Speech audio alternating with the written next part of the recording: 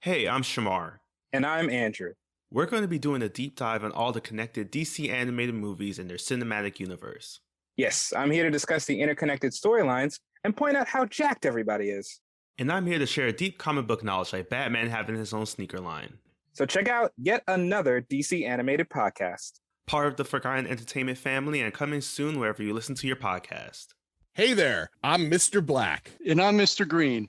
And we're a couple of guys who met in a comic book store. Together we host the Pint O' Comics podcast, where we invite listeners to join us to talk about movies, TV, comics, music, or just whatever. Starting very soon, we'll be joining up with the fine folks at Forgotten Entertainment for a special limited series called On the QT, where we talk Tarantino. Every week for 10 weeks, a guest will join us to chat about every Quentin Tarantino movie, from Reservoir Dogs to Once Upon a Time in Hollywood. So join us starting in May 2021. On the QT is available wherever you download your podcasts and is part of the Forgotten Entertainment family. Ooh, that's a bingo. Ladies and gentlemen, please notice that exits are conveniently located at the front and rear of this auditorium. When leaving the theater, we suggest that the exit at the front of the auditorium will allow you easier access to the parking areas. Thank you. Nothing. You done? Story elements, Butler. Story is a great thing. Is what we're doing. You're telling me a story here. I'm like, oh, you're done. You're done. He hasn't. He's still leaping, but he's not home yet. Right? They just need to do the episode before everyone dies. Ziggy. So when he has sex with them, they bang. We're rolling. Are we really? Yes. All right. I can stop if you like. No, I'm fine. I'm just getting ready. All right, here we go.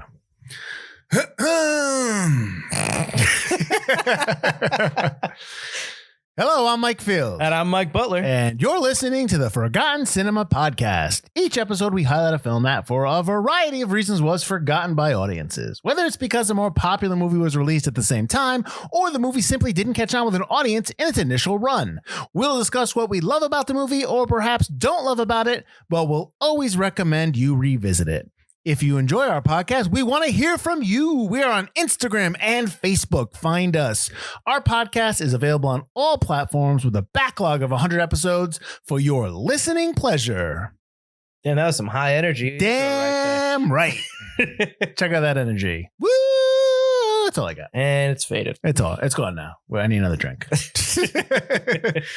All right, Mike. So how you doing? I'm doing all right. How you doing? I'm doing fine. I'll be a little bit more worse for wear around 3 o'clock when I have to go face this bully that's going to beat me up. You and me are having a fight, and there ain't nothing you can do about it. What's it about?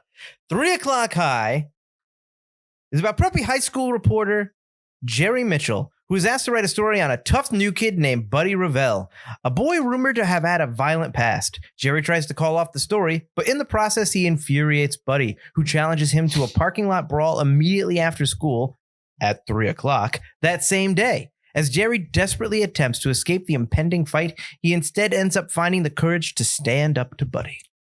Whatever. That synopsis is okay. So we're doing 3 o'clock high, runtime of 97 minutes. Nice. Rated PG-13. Production budget of $6 million. Was released on a Friday, October 9th, 1987. Opening weekend did $1.5 million. Domestic and worldwide are the same, which was 3.6. So not a box office hit. It's actually considered a box office flop, but it is considered a cult classic. I have watched this movie several times, and I did not see it in theaters because I was 12. So probably, I wasn't allowed to see it in theaters, but I did see it at some point. Now, there's no actual production company. There's just one producer, David E. Vogel. But if you read the notes, you understood that there was an executive producer that asked to have his name removed, which we'll get into. And that is somebody by the name of Steven Spielberg. Distributed by Universal Pictures. It said it came out on the 9th of October. It went up against Surrender, Someone to Watch Over Me, and The Princess Bride, and also in a limited release, Baby Boom. I know Mike's probably only seen The Princess Bride there, right? I've heard of Baby Boom, but Baby Boom's actually pretty funny. It's with Diane Keaton. She get a baby. October 16th, which was the week after, you had just limited releases of Prom Night 2, House of Games, which, might I say, is very good, David Mamet, and Barfly. I have not seen any of the Prom Nights. Never. Not even the remake they did. I've seen the first Prom Night. So I don't know. I just never. It was one of those movies that just slipped through the cracks, I guess. Anyways, We got Forgotten Horror. No. Oh, well, we already assigned our Forgotten Horror episodes. This year. Oh, another year. On October 2nd, the week before, you had Like Father, Like Son. That is the one with Kirk Cameron and Dudley Moore, right? When they swap bodies. Oh, yep. Yeah. Okay. You had Big Shots, and then the limited release Near Dark, which is an episode we did on our first season of Forgotten Horror. So this one, I'm going to say his name wrong. It's directed by Phil Joanou. I might have said that right. What do you think? Maybe? How would you say it? You didn't put it on- Joanou? Joanou? You think it was No, because then it would be Phil, contact the show. Joanou? Let us know. Joanou? Let us know how we're saying your name. All right, Phil? Phil Contact the Joanou. show. He has directed State of Grace, Final Analysis, and Heaven's Prisoners. This is actually his directorial debut, his theatrical directorial debut. Written by Richard Christian Matheson and Tom Solosy. I said that wrong, but they're a writing partner or a writing team, excuse me. They've done Loose Cannons. That's with Gene Hackman and Dan Aykroyd. A lot of TV episodes for the A-Team. I believe they did a few episodes for Amazing Stories. Solosy, excuse me. Solosy, I think it's just Solosy. Whatever. He did the TV show MythQuest. Cinematography by Barry Sonnenfeld. I don't know if you've heard of him before. He is a director. He's obviously did the MIB series. Well, the first two. Did he do the third one? I believe he did all three. So he did all three. But I'm going to give you his cinematography credits, which was Blood Simple, Big, When Harry Met Sally, and the last one he did was Misery. Composer was Tangerine Dream. Yay. We all know that we've covered a lot of movies that they've done, including Thief and Sorcerer, but they've also done Risky Business, Firestarter, Legend, and again, Near Dark. Edited by Joanne Fogel. They done TV show Amazing Stories. It says like 1986, but that's when it started. I don't know if they did the whole season, like just the season of 86 or the whole series. Who knows? Also Doogie Howser, MD, and Murder One. And then obviously I said David E. Fogel was a producer. He produced a TV show Amazing Stories and Tales from the Dark Side, which is probably where that Steven Spielberg connection comes from. A lot of Amazing Stories connections in this movie. Yeah. So you had Casey Siemaszko as Jerry Mitchell. He's in Stand By Me, Young Guns of Mice and Men, and The Phantom, an episode we did for our season 5. Yep. Shout out to John Amenta, who liked that movie and yelled at us for not liking it as much as he did. Richard Tyson as Buddy Revell from Kindergarten Cop. There's Something About Mary and Battlefield Earth. I'm just laughing because his scene in Something About Mary is funny. Stacey Glick as Bree Mitchell. She's in Brighton Beach Memoirs and the TV show Search for Tomorrow. Jonathan Wise as Vincent Costello from Soul Man. The appropriate Soul Man. And Defense Play. Annie Ryan as Franny Perrins from Ferris Bueller's Day Off and Laws of Attraction. Liza Morrow as Karen Clark. She's in the TV show Dynasty. Jeffrey Tambor as Mr. Rice. We just did an episode of a movie that had Tambor in it, which was The D Train. He's also in The Death of Stalin, which I keep telling people to watch. And he's in the Hangover trilogy. Philip Baker Hall, I believe, passed away a while back, right? Or is he still alive? Philip Baker Hall? Yeah. I thought he passed away. I thought he passed away. I don't know. He did not. He's still alive. Excellent. Let's cut that out. Excellent. Philip, call the show. I apologize. We'll talk to you. He plays Detective Mulvihill. He's from Argo, Heart 8, Boogie Nights, and Magnolia. John P. Ryan is Mr. O'Rourke from It's Alive. That's a horror movie for everyone out there. The Right Stuff and 5 Easy Pieces. Mitch Pileggi as Duke, the Duker, Duke Herman. He's awesome. He is from Shocker. He's also obviously, I'm blanking on the name, Butler. Superintendent Walter Z. Skinner. There you go, from the X-Files TV show. And he's also in Basic Instinct, which I didn't know. Caitlin O'Haney as Miss Farmer from Wolfen. He Knows You're Alone. Tales of the Gold Monkey, which is a TV show. John Rothman as Mr. Medved. He's from the TV show One Mississippi, Prime, and Big.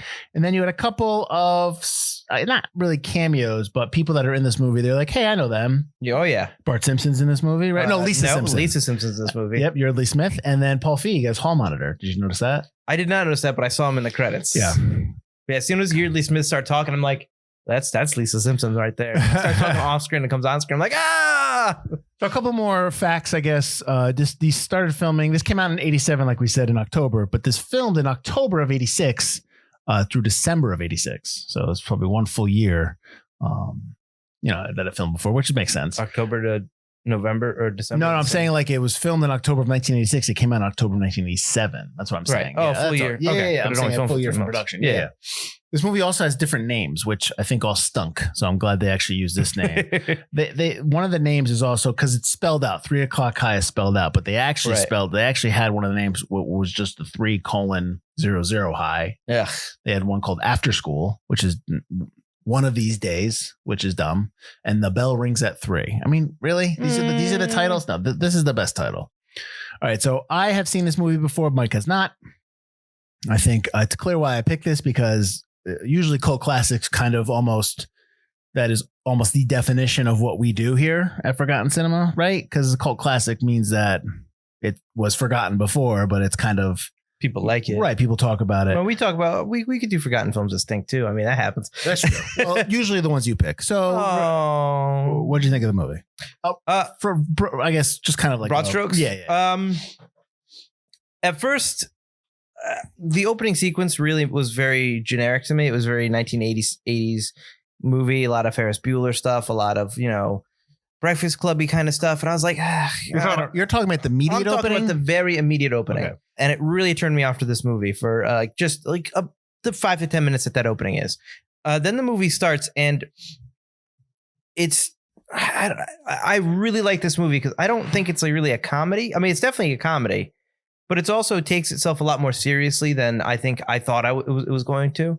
And I ended up really liking the movie at the end because of that, because it's not goofy. It's not stupid.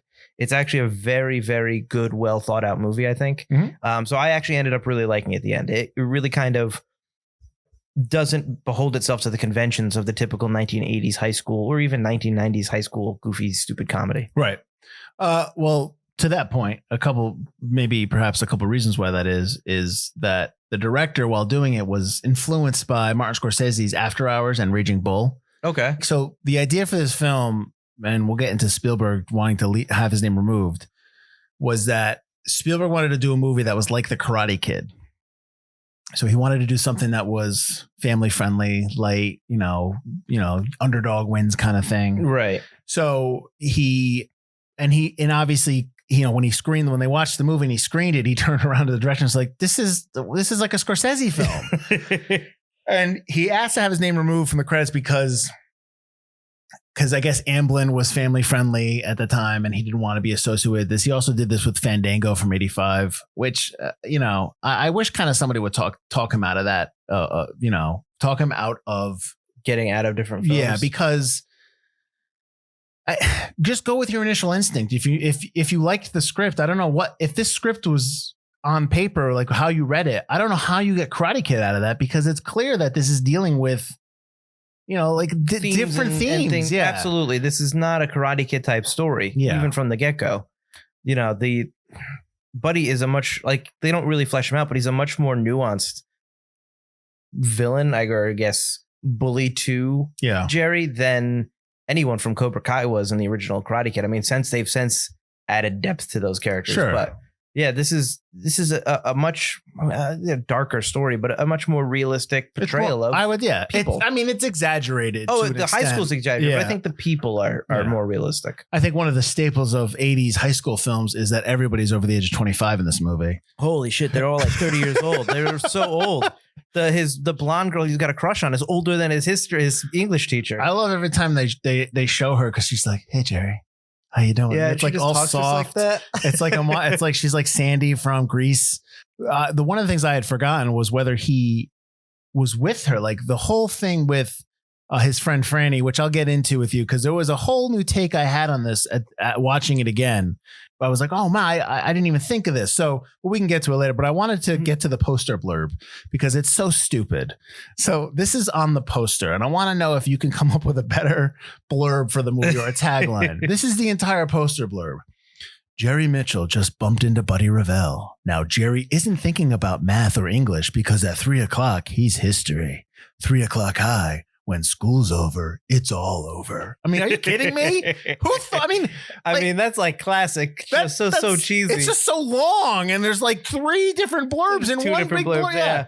So, what would you do for it? Like, what blurb would you do that's better? Oh man. And I feel like they're really pushing it when they go, he isn't thinking about math or English because at 3 o'clock he's history. Like somebody who wrote that was just like, yeah. For Jerry Mitchell, the clock doesn't go past 3. It's got to be one line. Like this is like 3 sentences. No, this sucked. Whoever did that, I apologize. I'm sorry. I'm sure you're a wonderful person, but your blurb stunk. 3 o'clock on the blacktop. Jerry Mitchell is a dead man. I even like if it just said, you and me are gonna fight 3 o'clock. Like that's it. Like the best thing. One of the things I like about this movie is the opening when it just sets it up. Where not the opening that you're talking about, but when they meet in the bathroom and he was just like, you and me are gonna fight. His line is so good. 3 o'clock. In the parking lot, you try to run, I'm going to track you down.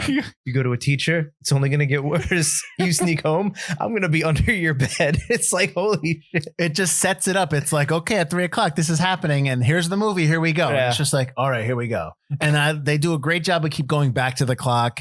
You know, something happens, boom, the bell rings, 10 o'clock, 11 o'clock. Yeah. They do a great job of all of that. So to the opening, when he's trying to get ready, it's like, my note here is that as someone who was frequently late in my youth, I can feel this opening hardcore. Yes, I have microwave stuff. I have microwave clothes before. Have you? Yeah, not food or clothes. I love when he looks at the microwave and he's looking at his Pop-Tart and goes, But like I've been there where you're looking for something to wear and you're late and you're like, or like when you stand up in the room, you're like, okay, what am I doing? What do I have to do to get ready? It's just like, I've been there before. I put on soggy clothes, but I've never put clothes in the microwave before. I have and I want to say that I did it after watching the movie.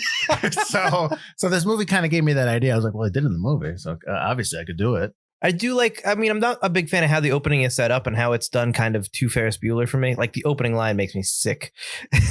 It was his voiceover. His voiceover. So speaking of his voiceover, I mean, they do it once and they do it at the end, and that's fine. But there's a credit in the movie for narrator. It says narrator Harold Flynn, and I'm like, what? When was that? Like, where was that narrator? Like, so there was like I'm glad there's no narrator. Agreed. I mean, I do like how it ends on it's going to be one of those days both times, but just the fact that it starts like that with the voiceover, I was just kind of like, well, the whole movie I can feel my eyes roll behind my head. The movie does where it starts off and it kind of ends the same way, where it starts off and again, we introduce Buddy in the bathroom, but we do get Buddy's exposition as you do in any kind of high school, which is just kind of like the telephone. Where everyone's walking in and you just hear different people talking about Buddy Revell. And then at the end of the movie, they're all talking about Jerry. And I think that's funny. I think that's really good. Absolutely. That's really clever. The thing I was going to bring up is that the thing I like about their introduction of Jerry is Jerry's a bit of a do-gooder. He's a bit of a school, not a nerd, but he does well at school. He keeps out of trouble. But I think you get the good setup that he's a normal kid. He's not, a doofus. He's not a dork. He's not too nerdy. He's just a normal kid who doesn't want to get a fight at school. And I like that they set him up like that as a good kid, but not necessarily one of like the nerdy kids. Yeah. He's somebody that like you could see like a jock wouldn't maybe tease him, but go to him for tutoring, but won't really hang out with him. Right. Yeah. I mean, we have different experiences from high school. I went to an all boys high school. But, so I never had the kind of intermixing of the sexes in terms of just kind of like making sure that, you don't get embarrassed in front of a girl. You're like that kind of stuff. Missing out, man. You're missing out. No. I didn't miss out because I didn't want to do. I didn't want that added anxiety of high school. And I knew that. Oh, that added anxiety is part of high school. Not mine. There's a lot of basketball. But yeah, and it's such a big high school too. High school is huge. Well, that high school is it's in Utah. It's in Ogden, Utah. It's Ogden High School. And it's actually the same high school they used for the movie Drive Me Crazy, and that was done in 1999, which is with Adrian Grenier and I believe Melissa Joan Hart.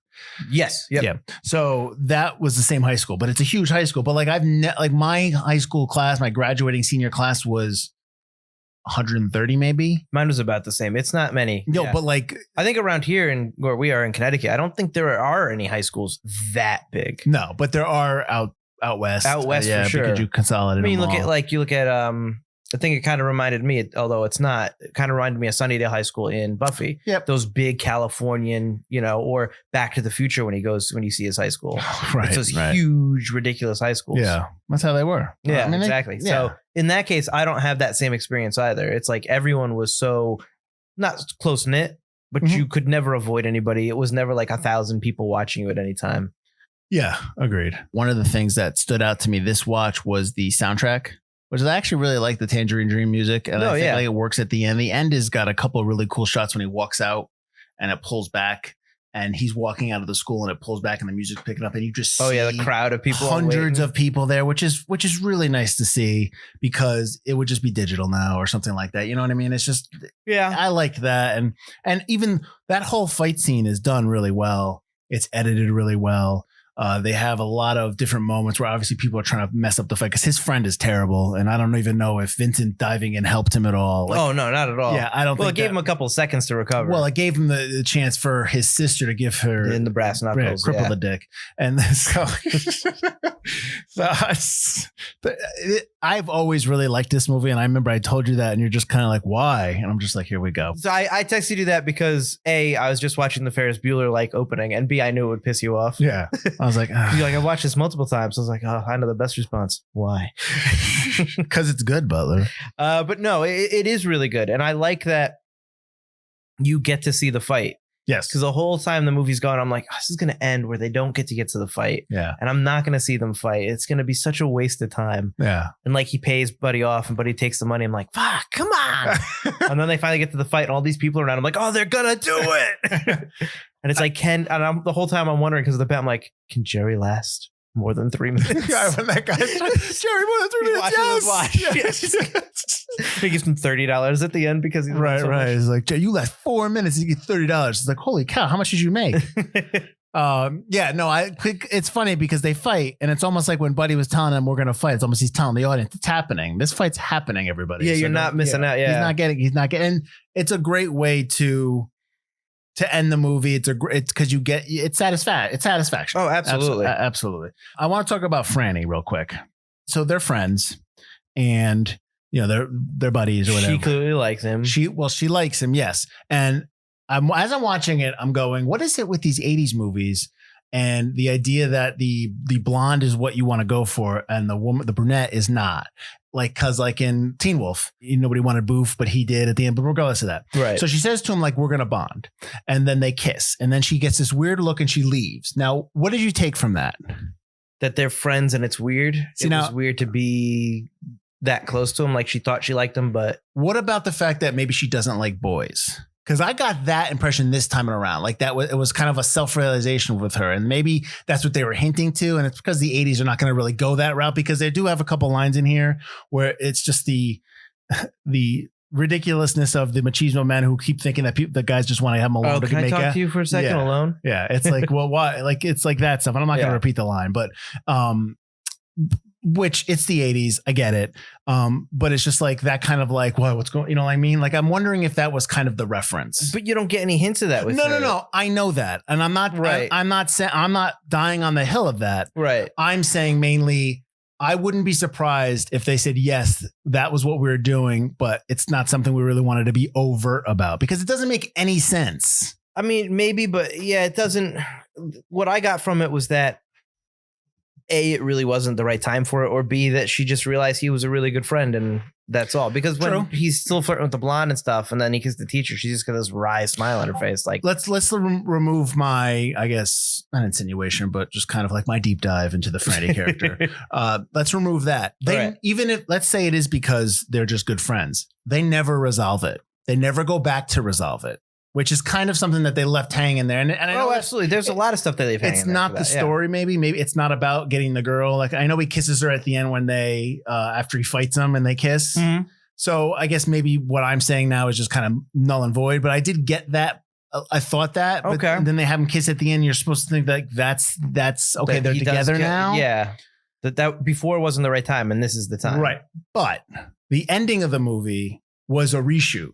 So the ending of the film, when they had people watch this movie, the test audience wanted to know what happened with the teacher that he tried. So he tries to get detention in this movie. That scene is awesome. Love that scene. So why don't you explain the scene first? So he is Buddy. What's his face? Buddy Revell. No, his friend, his friend. Oh, Vincent. Oh no, his sister recommends he gets detention. Oh, Bree. Right, Bree. Yeah. So his sister Bree says, if you get detention, you're gonna be stuck inside all day. You can't do the fight. No harm, no foul. You got detention. You can't go out. It's the perfect out. And what's detention compared to getting your teeth kicked in? So he goes to English class, and he's got to do a book report. And so he tries to get detention. So he gets up, He steals some cigarettes out of somebody's pocketbook. He's chewing a piece of gum. He gets right up, takes some sunglasses, and starts basically saying, so what is a book report? You know, you're asking me to give you the book report. Why? Because you can't read? Because you're too afraid to read? And he's like going off like he's like doing some bit. And then the teacher's like, where's this going? So hold on, I'm getting to it. And it's not working. So he starts talking about he talks about a book called Honey Goes to Hollywood, which is basically like a book version, I guess, of Debbie Does Dallas.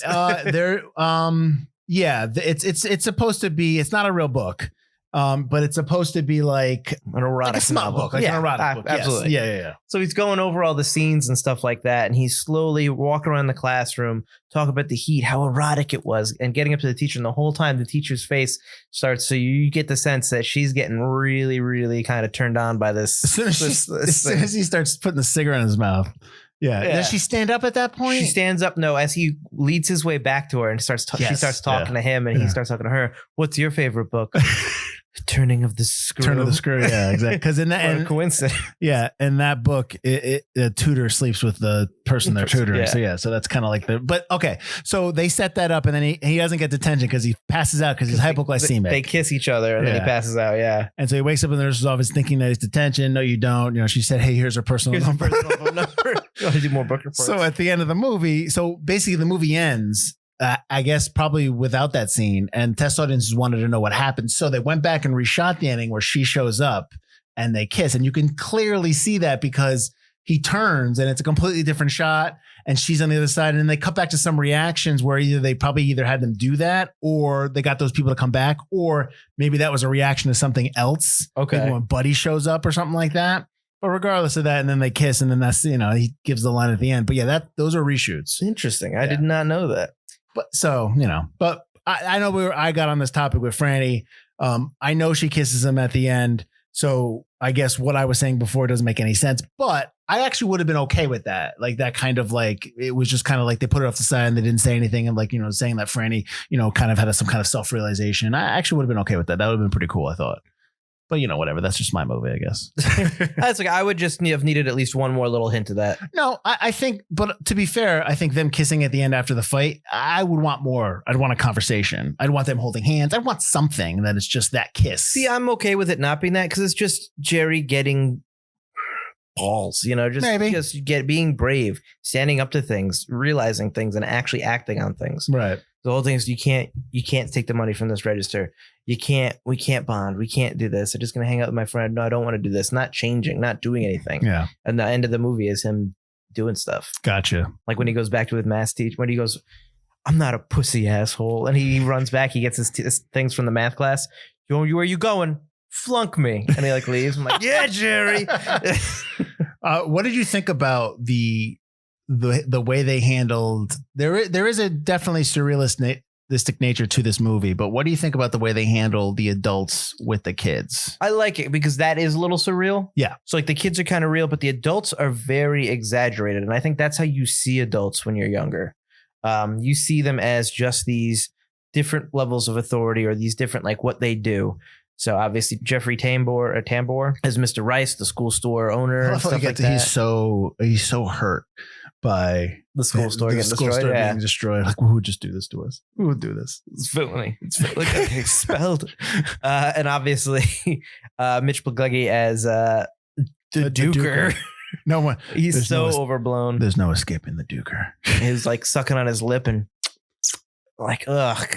He's because right up in his face. Because you want that though, because what happens to them at the end is just kind of it makes you laugh even more. Yeah, absolutely. Yeah. When he sends Jerry to the vice principal's office and they're talking before he leaves. Yeah. And he goes, you tell your friends that nobody gets past the Duke. I can just see that must have taken 40 takes because I could not have kept a straight face as he was in my face doing that. He's great. But then the vice principal and even the principal's office, it's you see them as a little bit more than actual human beings. And even the math teacher, even though you only briefly see him, he's kind of an exaggeration of a boring teacher. I got you. I know what you're saying. And I know that they're exaggerated examples of what, maybe we all experienced in high school. But I would say to that I go the other way where I think that they're flawed. They're regular people. They get punched by Buddy Revell. And when oh, yeah, you know what I mean? Yeah. They're they're not infallible. They're not scary and overbearing in terms of, yes, when he goes to the vice principal office, that's how it's set up for Jerry. Like, with I think that's the whole point. Toward the end, it's like, hey, it's also, you can get, these are people. The stuff in the vice principal office is also shot almost like very Terry Gilliam-esque. Like he came in and shot that. Yes, you know what absolutely. I mean? Which I was like, all right, I'm into that. But I think that the way it is now, like, I think like this movie is probably cannot be set now. Like it has to be set in the 80s because it's a different time. Mm-hmm. It's surreal, but it's like, like he full on kisses a teacher in the middle of school, and it's like, oh yeah, nobody bats an eye. There's no parents being police called officers. in, and I get it. I mean, this isn't real, but it's a little refreshing that you don't have to deal with the usual aftermath of something like that within a story context. Oh, for sure, yeah. Right. So I like it's just almost like this place lives in its own little world, and this is how it is. These are the rules. Oh, absolutely. The teacher gets knocked out. The principal gets knocked out, and then he sits up and he's like, "Don't fuck this up, Mitchell!" When he's fighting him, and then like when they're going to arrest him, he's like, "Oh, he'll be here tomorrow." Like he's had enough. Come tomorrow. Completely like just like covers him. He's fine. He's fine. He won the fight. Yeah, it's great. It's not what you expect. So I think people can have the opposite reaction in terms of like, because I was wondering if you were going to have the reaction of like, "Oh, this is full of shit. This wouldn't happen. This wouldn't happen." You know what I mean? Like, and I was hoping that you would. And I hope that anyone that watches would understand that like this is not real. Like this is. Oh, it's absolutely not real. Yeah, but it's neither is Ferris Bueller. I got you. Yeah, any of those other high school films from the 80s. Breakfast Club doesn't exist in real life, right? And people who would knock this movie for having that was like, this is the opposite though. You get the fight. It's not like, oh, the bully and I hashed it out, and you learn like, oh, you don't get that. Yeah, you don't need that. Yeah. That's the thing, and I want to bring up a great point that you're talking about that I've been thinking about for quite some time, is that when you go to a theater, when you sit down and watch a movie, you want to just be entertained. You want to watch something that makes you laugh, makes you cry, makes you jump up in the seat. You want fun stuff. You want stuff to just kind of take you away from life. You don't want life on screen for 2.5 hours. You don't want a lecture. You don't want how we're bad and we're evil and this happened, this is bad. There are movies that are like that, and those are Oscar winners, or dramatic. But these movies where you're just going to watch a movie to be entertained, that's what you want. So you want this. You want a high school fight, and you want all the stupidness that's involved in it. Yeah. And you want to just like watch people do stupid things and stuff that makes you laugh. When you go watch Marvel movies, or you want just action and all that stuff. Like this is what you want out of a film. Exactly. Is to have a good time and not have to have some kind of 4 or 5 minute lecture within this type of movie where it's telling you that the world's going to blow up or something like that. Absolutely, yeah. I think there's something to be said for that kind of entertainment. It's not about shutting your brain off. It's just about being entertained. There's a lot of energy and a lot of intelligence that goes into making these type of films. It's not just, hey, let's have fun. Right. There's a formula. There's something you have to do in order to entertain somebody. It's not as easy as everyone thinks it is. And there's just a lot less of that now than I think there was back then. Oh, for sure. Yeah.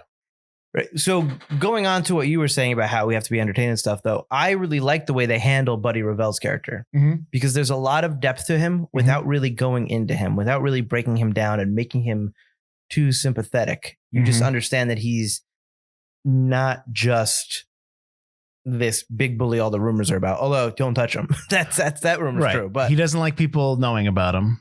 Right. He doesn't like being touched. So he's shy. Yep. He's probably, and there's a couple of moments where Tyson, the actor, is doing some stuff, looks with his face where you're just kind of like, he's doing a lot of stuff here. Like, yeah, absolutely. So when Buddy first gets hit by Jerry, when Jerry does the 1-2 and he hits him and he's surprised that he hits him, and then Buddy realizes he's bleeding, you can see the look on his face, like it's like fear, like this is something new. People are watching. Like he doesn't he almost gets paranoid, and then he just does what only thing he knows what to do is to charge Jerry. Get back, and there's another moment when after he gets hit with the brass knuckles and he's like sitting there, it's like he's dazed, but it's almost like it's like disbelief that it happened. And this is all in his face, and almost that he's pleasantly surprised that someone did this. Yeah, that he's finally been beaten. Yeah. Because now he doesn't have to be the the one that everyone's afraid of all the time and stuff like that. Right. It's knocked him down the peg that I think he's been waiting to be knocked down. Right. Because about the thing is, like, he's just a quiet kid. He's just big. He's just a big kid. He's got, like, obviously he doesn't have a lot of money because he's got dirty clothes. His jacket's all torn up. Right. He just wants to be left alone. He's in the library reading a book by himself on his free time. Yep. Yeah. And then you'll learn later on, a scene I love, but he acts like he can't do the tests. And because he's just trying to show Jerry that he's kind of a puss, and he's letting Jerry copy his answer because Jerry's like, oh man, maybe I can get out of the fight. Then you go to the principal's office and you learn that Buddy knew the answers all along. He could have done all the tests. Yeah. And it shocks both the principal and Jerry because it's like, Buddy's not just this big bully, the idiot that you think he is. Yeah. And I thought a long time that was going to be the lesson that the movie was going to teach you, is that Buddy was showing Jerry the day in the life of Buddy. Because Jerry's now being I'm going to be watching you. I'm going to be doing this. It's like, that must be how Buddy feels all the time. It's like, now I'm going to watch you. Now you're this. Now you're pigeonholed into being this bad thing, even though it's just like one bad day or one bad thing. Mm-hmm. So I thought that was really interesting and a really well done way to show Buddy's complexities without really having this big sit down talk. Like, I'm going to bring up Breakfast Club again. Yeah. When you go like, oh, break down the bully because, I did this and this, and you found out your dad abused and blah, blah, blah. Like, you don't get all that, but you get it. Yeah. Like you said, in his facial movements, all that. I love the end when he puts down the money. Yeah. And he cracks that smile. That really slight smile is like, that's awesome. That's really good. Yeah. I like that a lot. Richard Tyson is doing a lot of good stuff in here with just his face.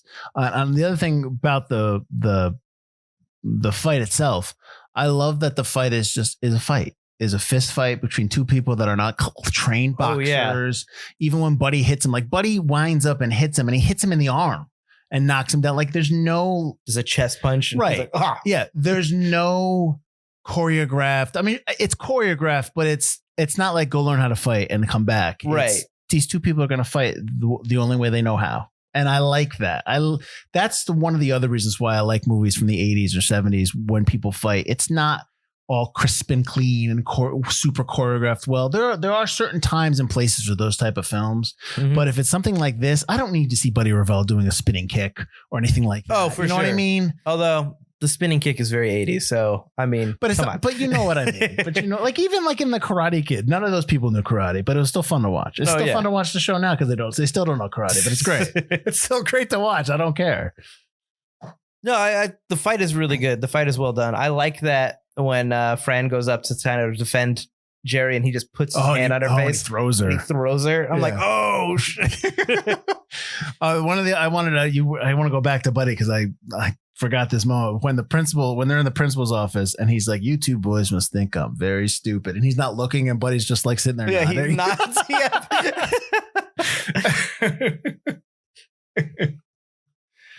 So I brought it up before. I wanted to know what you thought. Do you think that Vincent's a bad friend, right? Like, he's just not a good friend. He started this whole thing. Yeah. I mean, he knew what was going to happen. I mean, come on. Get my best friend to deal with this bully. Yeah. Like, come on, man. And he just kept making it worse. I put a note on his desk. It's like, you signed it by me. Yeah. Like that kind of Jerry. Yeah. It's supposed to be an anonymous note, dude. And now he's definitely going to know. I love that he goes into his car and he flips the hood. It's all destroyed. But then the dagger's in the steering wheel. You're not going to get out of here. I'm like, oh. Yeah. Did you? Oh, go ahead. I was going to bring up my pep rallies were never like that. Oh, no. I mean, I never had a school of like a bajillion people, but those are some hardcore pep rallies. Everyone's excited to be there. The pep rallies in my school were like, hey, you're going to miss last period, but you have to stay in the building. Everyone during pep rallies were like, I don't want to be here. So we didn't. Well, that pep rally was during the day. It was in the middle of the school Which day. is when you should have pep rallies, because we had it at the end of the day and we were just like, we should just be going home early. Why are we doing a pep rally? Yeah, no, we'd actually, because I went to a Catholic high school, we'd have mass, but you got out of school, so you didn't care. But like, we had some rallies. We used to do, our school used to sell like ads or blurbs or ads for like our yearbooks or something. I can't remember what it was for. And that's how I was a fundraiser. And we used to have those kind of things. And we used to have a teacher that came in and he was always like screaming and yelling about doing stuff. He's like, let's go, let's go. And he actually one time he came up, he's like, you want to talk about selling the ads? And he comes up and he's got a little piece of paper and he's just like, okay, so everybody, you want to make sure that you say, and then he's just like, he starts ripping it up. He starts screaming, no, you got to get out there selling. Everyone's screaming, going, yeah. But like, that was just us. We're a bunch of idiots. So, yeah. But yeah, no, when it's in the day, I can get why they're all excited because they're out of class and they're just chilling out and they're all screaming and they probably got lunch right after that. So yeah. Yeah. I was just like, wow, Matt Pepperell was never like that. Did you know that Kirk Cameron was the second choice as the lead? Ugh. I know. Well, he was big back then because growing. Yeah, but now I just can't see him as other than what he is now. So now it's like, I understand. Playing his guitar. We talked about the age of the actors. Richard Tyson and Casey Siemaszko are 25 or over 25 years old. They're actually older than the director when they're doing this movie. Nice. That's ridiculous. They're all like, they all look so old. I had a question for you because I can't find any information on it. When Jerry's sitting in his Western Civ class waiting for the fire alarm to go off, sitting next to him, I believe, is a young David Spade. Oh, I don't know if I'd you have to go back and look. Okay. So it's like, I'm pretty sure that's David Spade. No, that's not him. Are you sure? Yeah, that's not him. Look at that mullet. I don't know, man. I'm still not convinced that that's not him. That's fine. That's fine. He's got a bad mullet. Well, depends on how you look at it. In 1986, that's an awesome probably a rockin' mullet. Girls all like him, probably. Hi, mullet.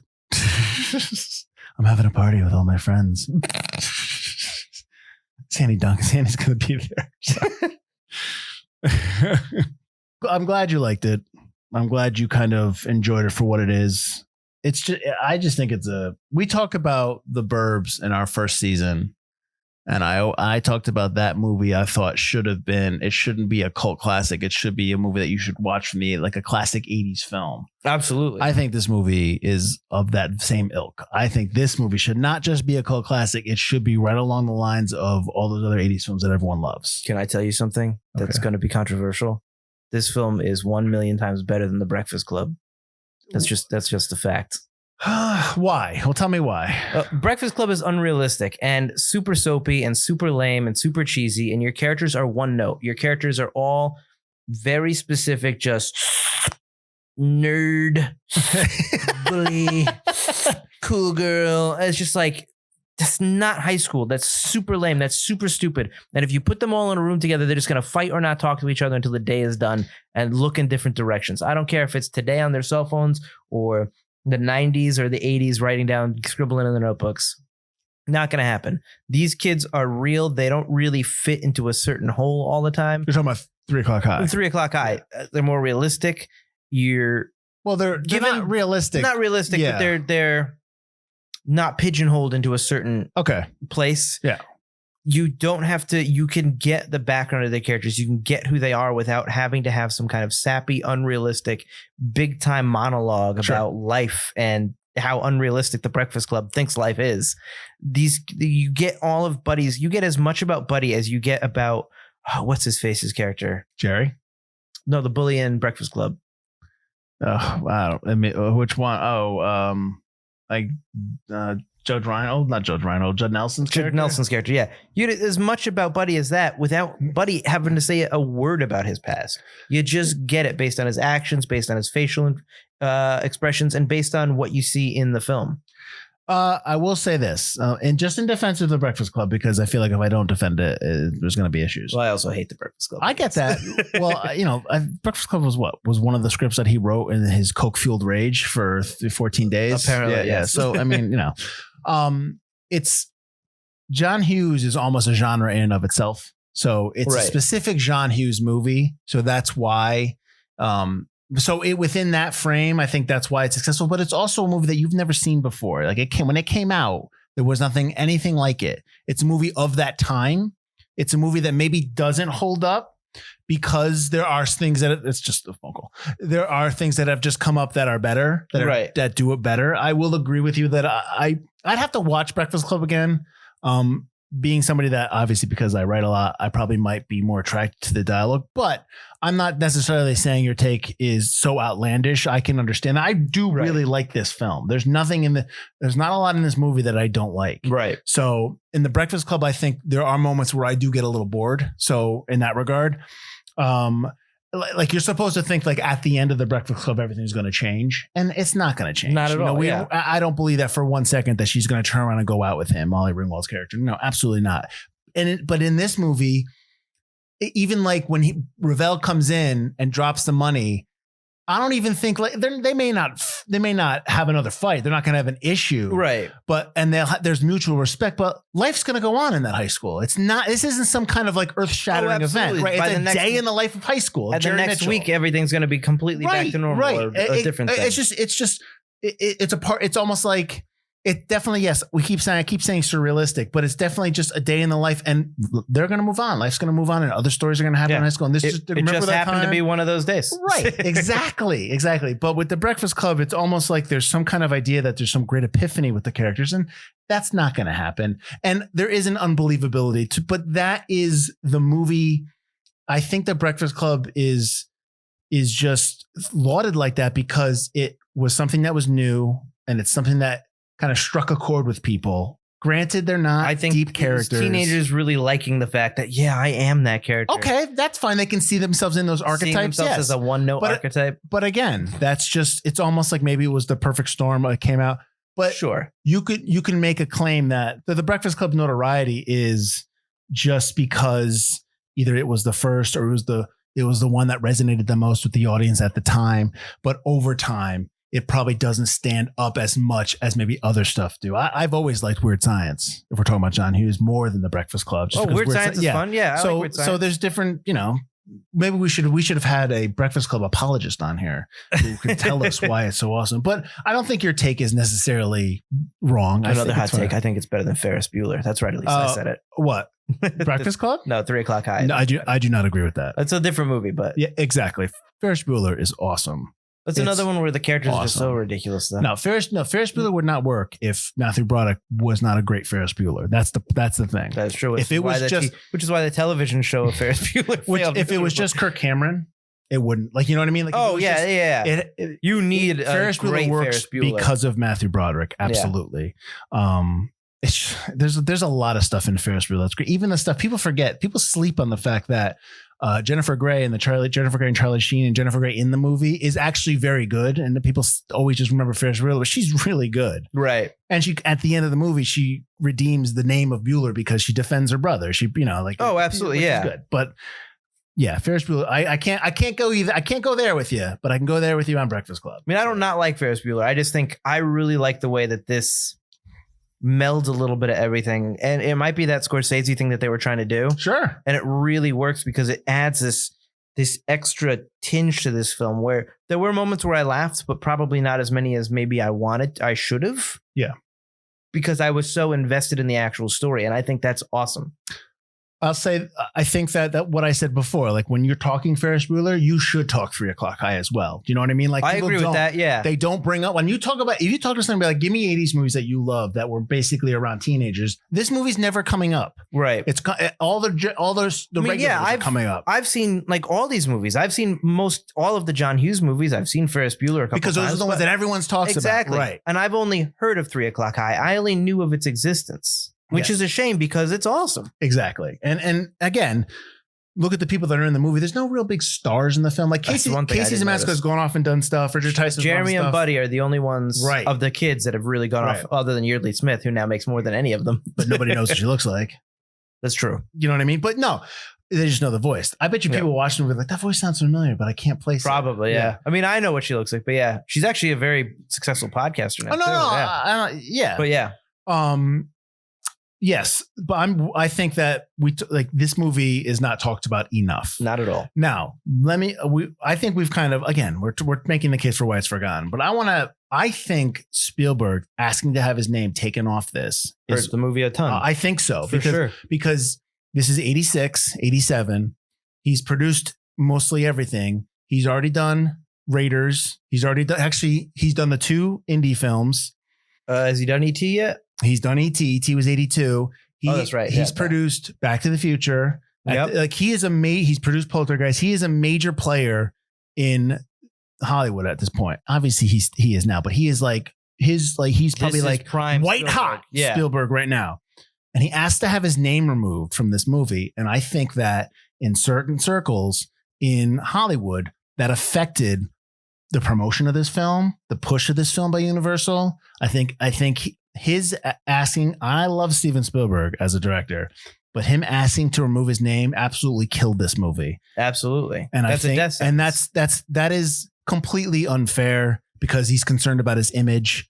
I'm not obviously around at my age 46 in 1980, so I don't understand what's going on back there. But still, that was a bad decision and a bad move, and I think that affected this movie, and which is why not enough people know about this movie. Because if he put his name on it, this movie would have been like from Steven Spielberg. If he put his name on it, it would have been in my parents' VHS case, and I would have watched it growing up. Exactly, and it's just super unfortunate that happened. Super unfortunate that he was just like, because it didn't fit the family friendly vibe he was trying to do. Vibe. But if that's what you're trying to do, then you read the script. Where in this script did you think you were getting your Amblin family friendly movie? I don't think it's super inappropriate. I don't think it's anything Amblin couldn't produce. I know. I agree. To other stuff. Well, compared to now, this is tame, this movie. I'm sorry. Amblin produced Gremlins. Yeah, exactly. Exactly. You think the story about her father coming down the chimney and dying and finding them 3 months later, you think that's family friendly? Think about Spielberg pulling his name off of Gremlins that Joe Dante directed. And he was just like, no, I don't want to be associated with this movie. What does Universal do then? Are they going to actually push Gremlins out? Or are they just going to be like, okay, we don't know what we want to do. Steven doesn't want his name on it. We got to do something. That's the thing. You don't understand how that decision affects movies because he is, like I said, he is white hot at this point. He is cinema god at that point. Exactly. Anything he touches is going to be a huge hit. I mean, you don't realize it, but he produced the Men in Black series. He produced Transformers. Like you don't see it, but he's in there. He's behind Just the scenes. He's not directing all these action adventure movies doesn't mean he's not. With Marvel aside, he's probably got his hand in all of the big budget action movies. Totally. Steven, give us a call. We'll let's retort on this. I just think that was just a disservice to this film. I wonder if you asked him again today if he would have regretted his decision back then. But he should come out and he should say something. Oh, I'm sure he's not bringing it up if no one's mentioning it. Screw that. He should.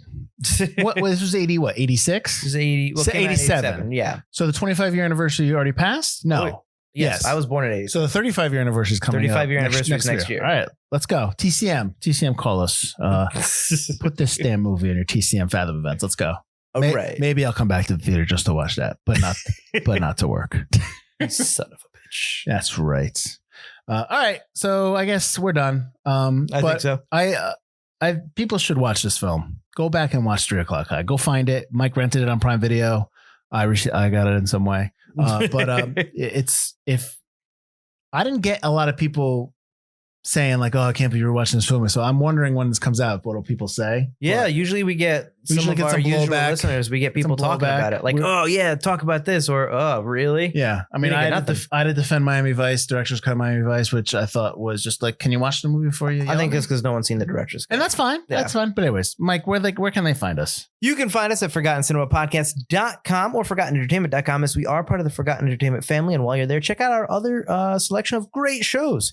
We are also on all the socials at Forgotten Cinema Pod or Forgotten Cinema Podcast, depending on where you are. We put out a fun commercial every Thursday. We post every day of the week. Join us in the lobby. It's our Facebook group where we kind of talk with you guys about the movies we're talking about or movies you guys bring up. So if you guys want to talk to us, that's a nice place to go. It's called Forgotten Cinema's Lobby now, but yes, go ahead. Okay, Forgotten Cinema's Just Lobby. So I put the name on there. All right. And if you're listening to this, wherever you're listening to this, go give us a rating, a review, subscribe, all that good stuff that helps promote our podcast and help us grow. Yeah, try to get to our group because eventually we're going to move away from just posting on the public page and just kind of post in the group, figuring just to kind of like not be obnoxious and people that don't want to hear our stuff don't want to hear it. Great, another Forgotten Cinema post. Yeah, exactly. You know, so hopefully there. And join us next week as we're going to 2000. Oh, excuse me. Hang on. I'm hanging. Hang on.